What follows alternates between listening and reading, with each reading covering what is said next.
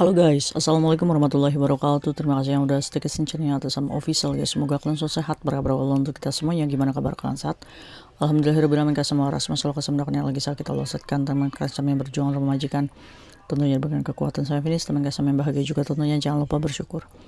Hari ini Kaisam akan mengangkat satu kasus di mana ini adalah kebodohan kita sebagai pekerja migran ya. Ini adalah salah satu kasus yang kita buat sendiri. Kita yang pusing sendiri dengan segala kebodohan kita ya kan, karena kita terlalu menggunakan perasaan dalam menjalani pekerjaan di Hong Kong sehingga kita bingung apa yang harus dilakukan. Endingnya kita sengsara ya, stres dibikin sendiri. Kita sebut aja Mbak A.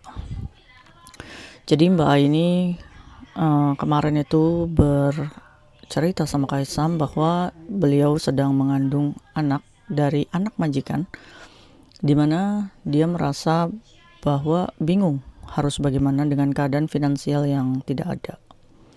Ini ceritanya sungguh sangat memilukan ya. Maksudnya kenapa dia tidak menghubungi Kaisam saat dia dalam keadaan terpojok di pojokan majikan dan agensinya sehingga dia pulang. Harusnya kan sebelum itu dia bisa berkonsultasi dengan Kaisam sehingga Kaisam bisa mempertahankan dia supaya tidak dibegitukan oleh agensi dan majikannya. Karena ini adalah suka sama suka, maka akan sulit. Sedangkan kita posisinya di kelas yang statusnya domestic helper, di mana kita ya diintimidasi seperti ini. Padahal ya kalau kita berbicara sebagai gender perempuan, maka kita adalah korbannya, bener nggak? Oke.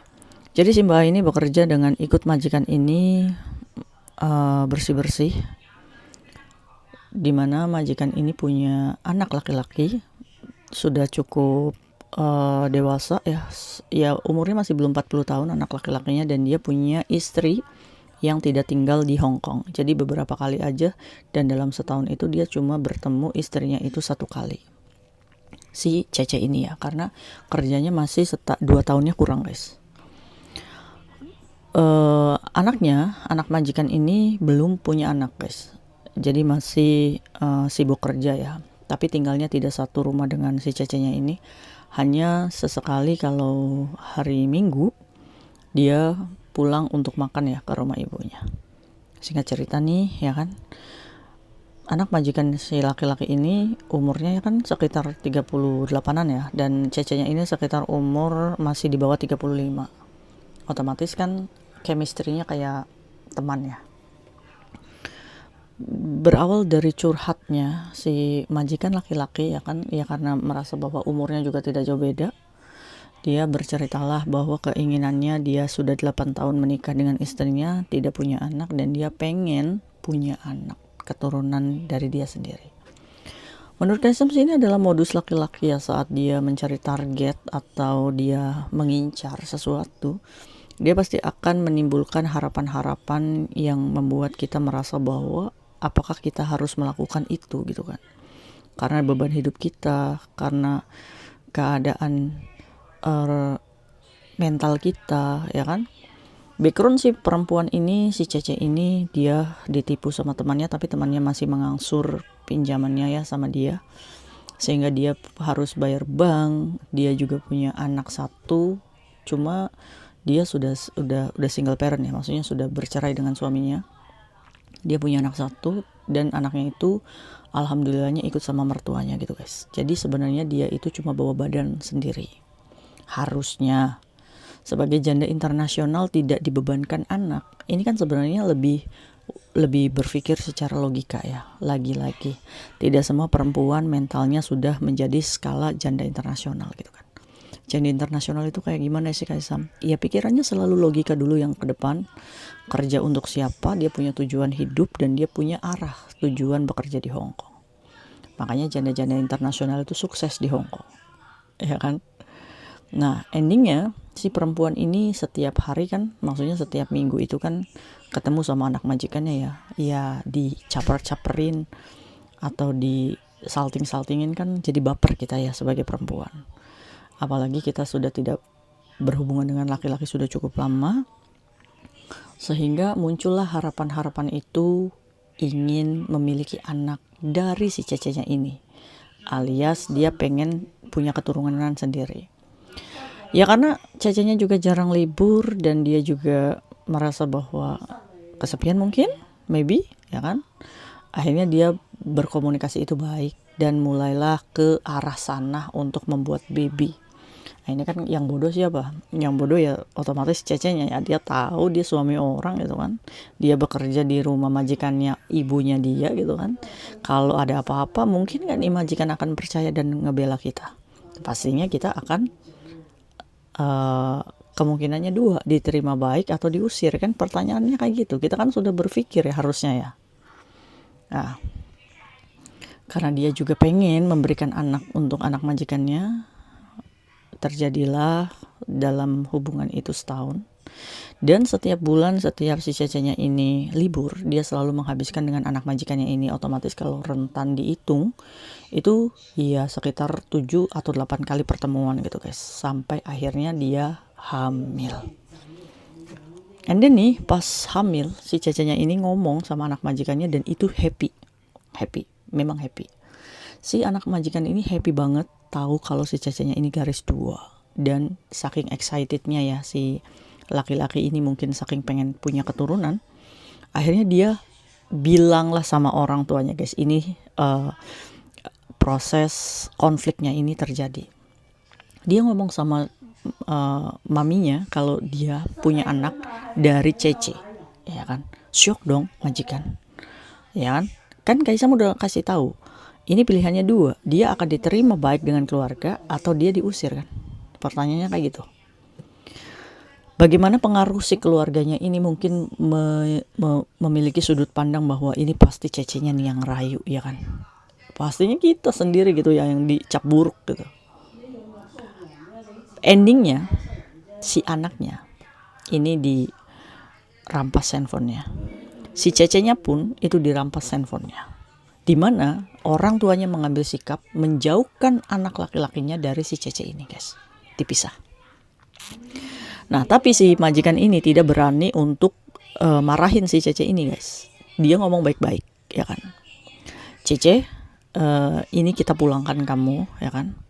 Saya kasih gaji 1 bulan, bonus ya. Dan kamu jangan berhubungan lagi dengan anak saya. Buah. Itu artinya pilihan kedua lah yang diambil majikan ini, yaitu mengusir si Cecenya ini dari rumah. Ini sudah harusnya dipikirkan sedari awal. Resiko ini pasti akan terjadi, ya kan. Andai kita berpikir buruknya terlebih dahulu, mungkin kita punya batasan untuk tidak melakukan. Untuk apa? Atau dia juga suami orang. Itu kalau logikanya berjalan. Tapi permasalahannya pekerja migran ini kan yang bekerja adalah perasaannya. Sehingga dia mendahulukan perasaan happy-nya terlebih dahulu daripada buruknya. Dan endingnya buruk itu yang terjadi di hidup pekerja migran ini. Karena dia merasa bersalah, dia merasa nggak enak, ya kan. Ending agennya menyuruh untuk Cece ini majikan memutus kontrak, ya kan. Kamu pulang di tanggal ini, langsung dibelikan tiket, handphonenya dikembalikan dan putus komunikasi dengan anaknya. Pekerja migran ini pulang dengan membawa kandungan 12 minggu. Sekarang sudah berjalan di Indonesia, dia ngekos ya, bertahan dengan temannya yang nyicil utang itu per bulan 3 juta. Dia bertahan hidup, dia punya BPJS aktif, dia di kos dan dia merasakan nih kebingungan di 28 minggu lahirannya. Dia mulai hubungi Kaisam, apa yang harus saya lakukan sedangkan saya pengen kerja lagi ke Hong Kong dan saya dengan kondisi yang seperti ini. Kaisam hanya memberikan 2 arahan, di mana kamu mampu nggak untuk bawa anak ini.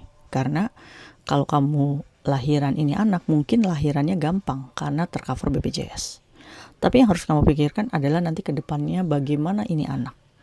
Kalau ini anak kamu mau besarkan sendiri, mulai dari sekarang kamu harus udah punya siapa yang nanti akan mengasuh saat kamu proses lagi ke Hong Kong. Kalaupun kamu mengasuh, kamu mampu tidak? Yang sedangkan si pekerja migran ini masih belum punya rumah dan dia masih ngekos di luar dan dia juga nggak tahu apa yang harus dilakukan. Tapi kalau saya kasih adopsi ke orang, Kaisam, saya menjadi ibu yang jahat. Oh, ya tidak juga. Karena Kaisam memberikan contoh ibu dari Melody yang Kaisam adopsi. Jadi ibunya Melody itu berpikir secara logika.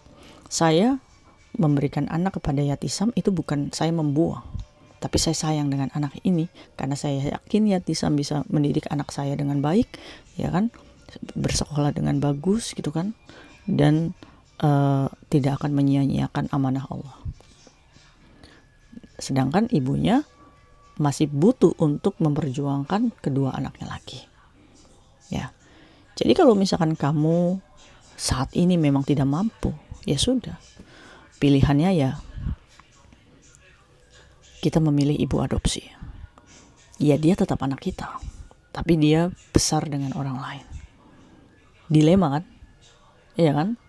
Ya karena memang dalam ketidakmampuan gitu guys. Ini adalah kesalahan. Kenapa kita tidak berpikir sedari awal? Ya, andai kita berpikir buruknya terlebih dahulu, pasti si perempuan ini tidak akan mau disentuh. Nah itu ya. Karena dijanjikan laki-laki buaya kadal, ya kan? Dari sini pembelajarannya kita sebagai wanita. Tergantung kamu. Kalau misalkan kamu mau jual murah, ya murah aja sekalian. Kalau mau jual mahal, ya sekalian bandrol mahal banget. Ya. Kita harus berpikir buruknya terlebih dahulu sebelum melakukan. Kalau misalkan kamu sudah berpikir buruknya terlebih dahulu dan kamu siap dan kamu tetap melakukan, maka sebenarnya konflik ini sudah tidak terjadi lagi. Karena kamu sudah siap dengan semua keburukan itu. Nah, kalau misalkan kayak gini, ini kan kebodohan dibikin sendiri. Ya sudah, menurut Kaisam secara logika saja. Kalau kamu gak mampu, ya kamu adopsikan aja anakmu. Ya, nah itu. Tidak semua majikan itu akan membela kita dan menerima darah daging dari anaknya, karena mungkin dalam pemikiran majikan kita ya tetap aja cecek gitu kan. Maka dari itu kamu cukup berharga untuk dirimu sendiri, maka dari itu kamu harus pintar menjaga dirimu baik-baik. Menurut kamu ini mbaknya diasuh sendiri atau diberikan ke orang lain? Perempuan guys bayinya. See you next video, bye. Assalamualaikum warahmatullahi wabarakatuh.